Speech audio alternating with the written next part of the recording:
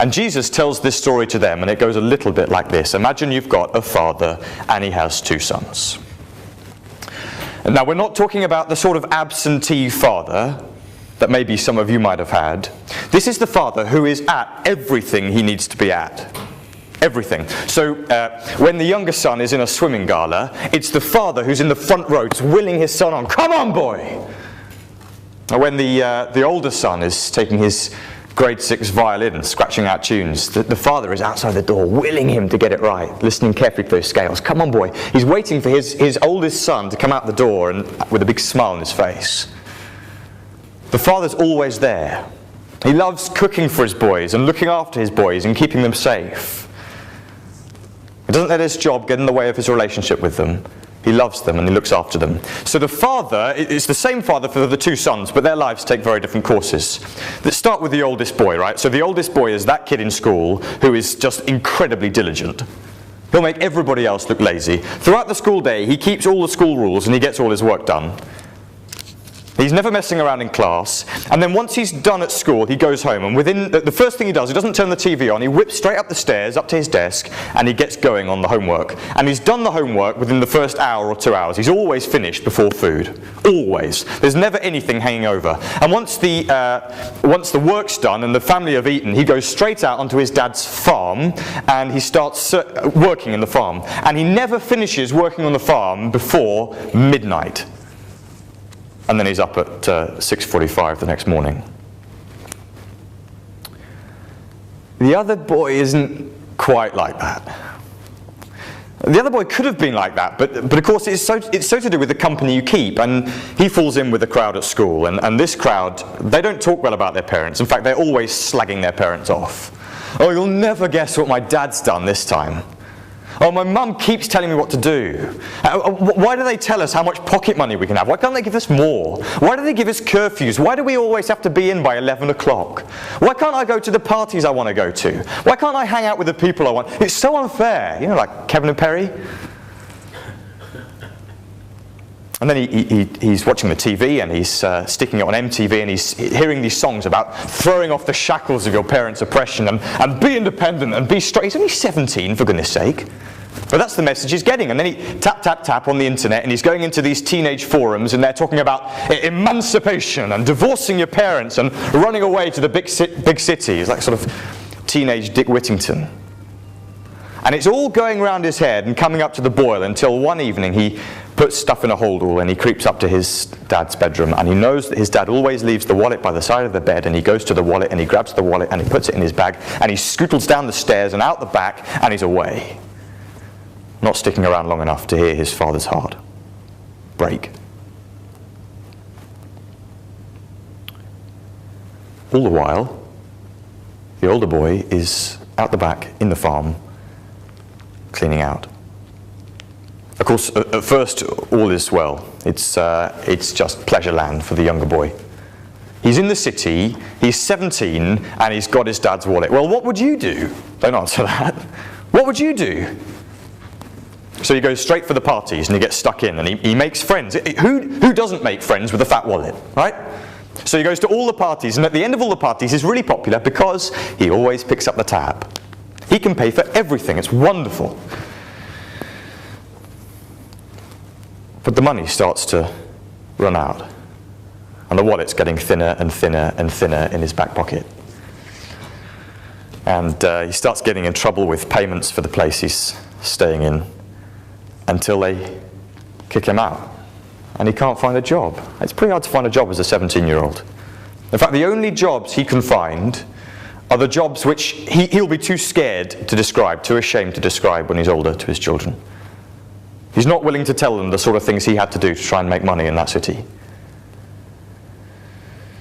All the while, the older boy is out in the farm. He's cleaning out the stables. He's cutting the grass. And the younger boy, lying by the side of the road, under a drenched piece of cardboard, until he remembers that there are guys at his father's farm. They're not sons as such, they're more like slaves. They do all the work. They clean the house, and they're not allowed to eat with the family, but they do get food on the side from the father as part of the package. And he thinks to himself, I've got nothing else. They get fed. Look at me, I've got nothing. And so he starts the long walk home, but he doesn't get there. He doesn't get there because, well, there is one bridge over the one road that goes into the town where his father lives. And on this bridge, every day, at a certain time in the afternoon, the father stands. And he's gazing down this one solitary road into the town, waiting for the speck that will be his little boy to come into focus. Every day he comes up in hope, and every day climbs down with disappointment. But today is different. He climbs up the steps, and he's standing in the middle of the bridge, and he sees a speck, and he thinks, could it be him? And he sees the way he's walking, and he's hunched overhead, and he seems to be mouthing something over and over and over and over. And then he sees, that's my boy. That's my boy. He shouts, that's my boy. He runs down the side of the bridge, and he runs as fast as he can down the road. And he runs up to the boy, and the boy's trying to murmur something about, I want to be a slave. I want to work. Wraps his hands around him, and he says, my boy's back. You know, all the way home, he's giving his son a big bear hug with one arm, and the other arm is holding a phone. And on his phone, he's calling all of his friends and all of their relatives, and he's saying, whatever you had in your calendar tonight, clear it, come to my house. And that evening, they had the biggest, this is the sort of party that if you were there, you would talk about for years to come. It was enormous, no expense spared, even on that short notice. And the son is choked, and the father's giving a speech about how he felt when he saw his boy for the first time and all that time. But the father does that thing near the end of his speech, explaining what had happened. He does that thing he's done so many times before, where he scans for the two boys. He wants to make sure everyone's there. He sees the younger one. Where is he? Where's the eldest boy?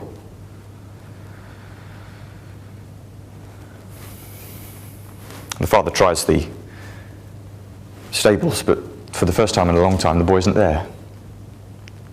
There's only one other place he can be. He turns around, it's middle of the afternoon, looks up at his boy's bedroom window, and the curtains are drawn. Something's not right. So he runs up to the door, and he knocks on the door, and he says, come out, we're celebrating, where are you? We want you here, we want you to celebrate with us. Nothing. So he tries again, knocks on the door. Come on, come down. There's all this food. We can't eat it all ourselves. We need your help. Come and celebrate with the family. Nothing happens until something starts coming out from under the door. It's a notebook, like a sort of A5 notebook you can get, W.H. Smith. And the father opens it. You know what it is? It's a logbook of all the time. All the times, the clocking in time and the clocking off time, that oldest boy is put into the farm. Every time he's left for the farm, just before he's left, he's written down the time, and every time he's come back from his work, just gone midnight, he's written down the time. And he's pushed it out under the door to his father. And then one more thing comes. It's a photo. Originally the photo was of the father with the youngest son and the oldest son next to him. But the oldest boy has taken the photo, and he's torn off the third of the photo which carried his image. The message is loud and clear.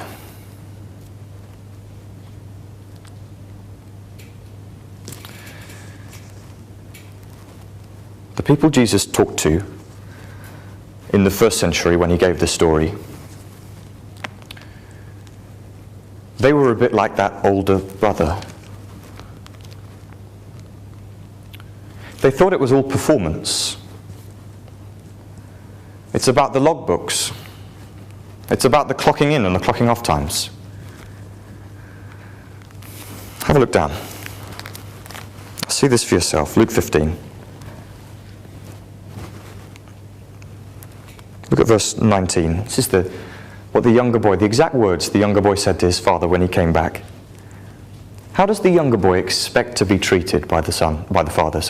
How does that younger boy expect to be treated by the father? Can you see it? Call it out if you can get it. Like a hired man. Like a hired man. like a slave. And then glance down verse 24. This is the father's reply. This is great. How does the father insist on relating to the boy? Verse 24. As a son. The boy expects to be a slave, and the father says, "You're my boy." That's the younger, and then come to the older. Verse 29. How does the older boy expect to be related to by the father? Can you see the word he uses? What's he been doing? I've been slaving for you. But how does the father insist, even on relating to that oldest boy? Verse 31. My son. My son. They think it's about slavery and performance. And the father says it's about family.